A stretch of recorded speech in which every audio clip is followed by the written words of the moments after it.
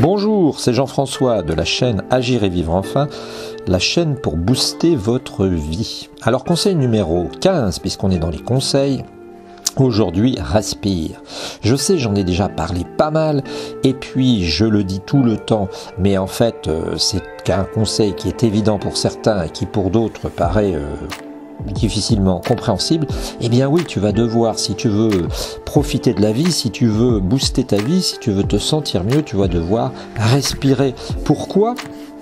Eh bien parce que contrairement aux oiseaux qui eux respirent à presque, je sais pas si c'est 100% mais beaucoup, intensément, c'est normal parce que les oiseaux sont de véritables usines à transformer la nourriture en calories pour après, avec leurs muscles, avoir une action motrice, puisqu'ils sont pas comme nous, ils ont besoin de grosses dépenses d'énergie.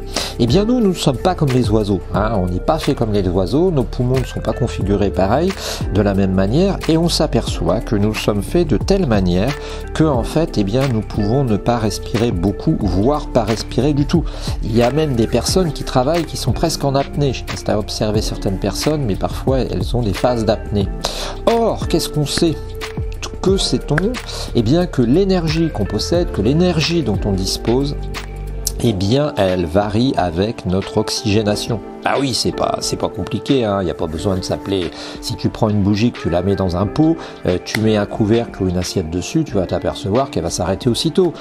Si tu as un jour démonté un moteur, et puis que tu fais de la mécanique, tu t'aperçois que si ton filtre à air est encrassé ou si tu mets la main sur la buse d'aspiration du carburateur, eh bien le moteur s'arrête, il tousse. Et t'as beau avoir un moteur de 3000 chevaux, si tu mets une planche sur l'endroit où il aspire, c'est fini. Eh bien, c'est ce qui se passe dans notre vie. T'as beau être très costaud, si tu respires mal, tu vas pas dégager d'énergie. Alors, comment dégager l'énergie ? C'est très simple. Il suffit de respirer. Il suffit de respirer. Alors, non seulement respirer avec le ventre, on le dira jamais assez, avec le diaphragme, mais respirer aussi. En plus, respirer de manière rythmique. Alors j'ai dit qu'il existait des exercices de respiration sur internet, des boules qui montent et qui descendent, qui sont vraiment très agréables. Une que j'ai trouvée sympa, c'est celle pour s'entraîner à la cohérence cardiaque. Ça fait un bruit de relaxation. Et puis, ce qui est sympa aussi, je vais te le mettre en lien dans la vidéo si je peux. Et puis, ce qui est sympa, mais vraiment sympa aussi, eh bien, c'est de pratiquer la respiration du style comme ils le font en yoga. Alors, le problème du yoga, je le répète, mais je ferai un numéro spécial yoga, c'est aussi que quand les gens commencent à faire du yoga, c'est parce qu'ils vont mal. C'est le contraire qu'il faudrait faire. Tu vas pas chez ton garagiste pour entretenir ta voiture quand elle tombe en panne. Tu y vas, mais tu aurais dû y aller avant, pas pour l'entretien.